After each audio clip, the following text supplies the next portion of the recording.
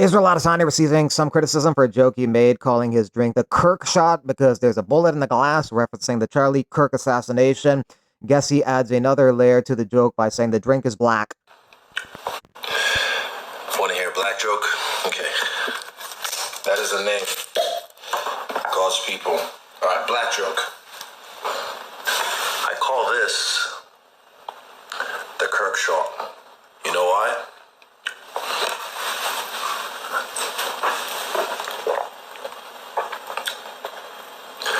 Because it's black. There's something there. Just figure it out. There's a joke in there somewhere. You can do it. Figure it out. Flagrant 2. Chappelle. Fucking, I don't know, Oprah. Figure it out. I'm more offended by how bad the joke was. He should call it pure triple distilled cringe. Soon is he going to be the drunk guy at the bar watching Alex fight saying how he beat him once. Alex gave him CTE. What a weirdo. Sean Strickland says he's going to be fighting Anthony Fluffy Hernandez. It's going to be me and Fluffy. Original plan was RDR before he got exposed, LOL. But I had to hit a cop, but I'm happy with Fluffy. I'd even say he's a better wrestler than the Chechen, talking about Khamzat Chimaev. Anthony Fluffy Hernandez was supposed to be taking on RDR this weekend, but he pulled out due to injury. But he wants to return in January. They could do him and Strickland, Khamzat versus Amavov for the belt. DDP and Allen got a beef, so they could settle that in the cage. They have not fought in the past. And also, Bahio would like to fight Whitaker, so they could do that fight. There's usually two types of fighters. There's guys that will train all fucking day. I mean, they'll hit like 3-4 sessions a day. But I noticed when I train with these guys, they're always useless. Like, I'm just ragged on them, fucking quitting, they're giving up positions. And, you know, maybe that's the right way to do because they're just staying on it. But I find them to be useless. And now there's guys like me. I'll train one hard session a day, maybe a light one in the evening, but I go 1,000%. Like, when I train, it's 1,000% and I'm done. Anyways, let's go into it. Of the body, man, I've just been so sore. The joints hurt, everything hurts. So I want to get a sauna to make things hurt less. I don't know. I'll just never not train light. Bunch of pussies. New rankings after UFC Fight Night Vancouver over the weekend. So now Brendan Allen moves up 4 spots in the middleweight division to the number 5 position. So he's top 5. Rainier DeRitter unfortunately drops 4 spots to number 8 outside of the top 5 now. So the top 5 is now DDP, Amavov, Strickland, Anthony Hernandez, Brendan Allen. Mike Malott enters the welterweight rankings, the number 15 position after his victory over Calvin Holland. So now Malott will likely continue to fight ranked opposition. In the bantamweight division, Ayman Zahabi moves up 2 spots to number 7 in the division. Marlon Chito Vera drops 1 spot after that split decision loss to Zahabi. Ahead of Zahabi's Figgy, Yadong, Sandhagen, Yan, Nurmagomedov, and O'Malley. He called out O'Malley, but that fight won't be happening because O'Malley's fighting Yadong next. After her victory over Jasmine Jasdavicius over the weekend, Manon Fiorot moves up 1 spot to number 1 position in the women's flyweight rankings. Jasdavicius dropped 2 spots to number 7. Manon winning was not surprising because she's so talented, but her winning by a knockout in the first round in just over a minute, that was a bit surprising. Impressive win for Manon over the weekend. Eddie Hall training, him and Dylan Danis say that they're fighting each other next. I don't know how they would work that out. They're too far apart in weight.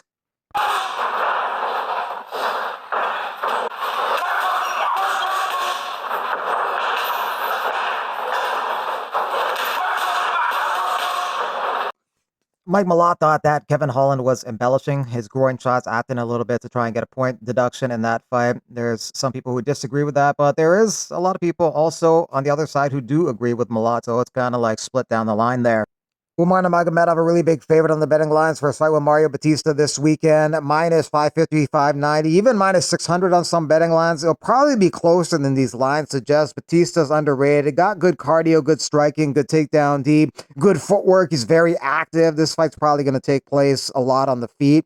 And it could be close since Batista's pretty active with his strikes. Maybe Umar could sway the judges in his favor, stealing a close round with a takedown, but damage is the number 1 criteria. So if you just get a takedown and do nothing there, some judges aren't going to value that takedown that much. So this fight may be closer than these lines suggest. I thought Ilya was fighting Gaethje. It changes every day. One day it's Gaethje, then it's Patty, then it's Gaethje. It's always in flux till they officially announce it, but the latest developments seem to indicate it's going to be Patty Pimblett. That's what they want to do because they want to make the biggest fight possible for their entry into the Paramount deal in January. And Ilya versus Patty would be one of the biggest fights that they could put together to kick off that new partnership.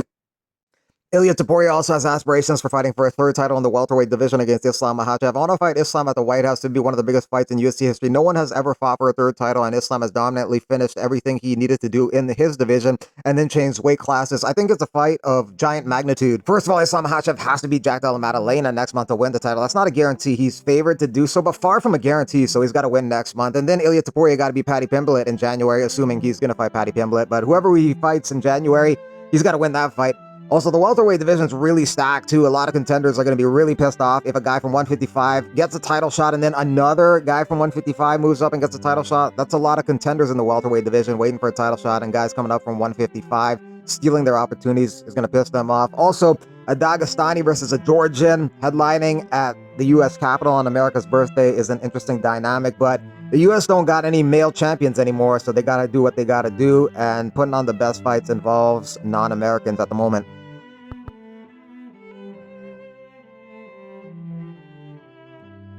Merab Dvalishvili's coach says he's tired of Petr Yan's excuses from the first fight. Specifically, I've been waiting for this chance. I'm ready to fight in December. I believe it's going to be a great fight that has history. Last time I was compromised, I was only at 50%. This time, it's going to be something different.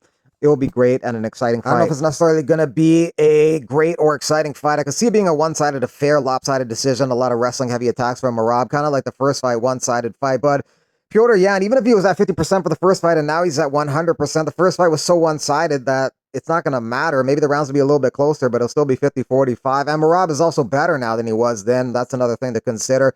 Petr Yan is a slow starter, takes a couple rounds to analyze his opponent and then turn up later. You can't do that with Merab. You can't download data for 10 minutes and then turn up later because you're going to be tired by then. The only outside chance I think Petr Yan has of winning if Merab decides to just strike with him because his striking has improved and he starts feeling himself on the feet. Maybe he abandons what took him to the dance in the first place, his wrestling heavy attack. Maybe he tries to reinvent himself as a pure striker trying to prove a point that his kickboxing skills are elite and then he gets caught with something. But even that, I don't think that'll happen because even if he gets hurt with something, I think he'll survive. He's tough enough to survive. He's got the cardio and conditioning to survive. So maybe he gets caught. Other than that, probably a one-sided decision. Umar Nurmagomedov has a similar analysis in the sense that outside of an outside chance of a TKO victory for Petr Yan, he's going to get mauled by Merab.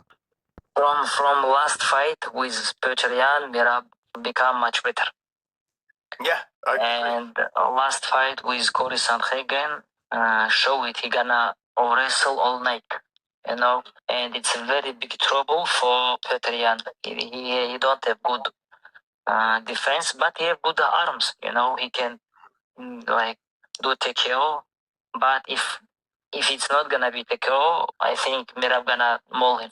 Paul Craig says when he was coming up the rankings, he was offered to fight Tom Aspinall. I mean, I was meant to fight Aspinall. The UFC tried sandbagging me with this young guy. They said, he's a heavyweight, so you'll have to fight at heavyweight. I said, this guy's an absolute monster. What are you trying to do to me? Knowing Paul Craig, he probably would have found some way to win. When he fights champions, he wins like Jamal Hill and Ankalaev. But when he fights lower level competition, he loses. He called it a career after getting knocked out last month to Modestas Bukauskas, which was the right move because in his last 8 fights, he has 1 win, 6 losses, and a no contest. So calling it a career was the right decision.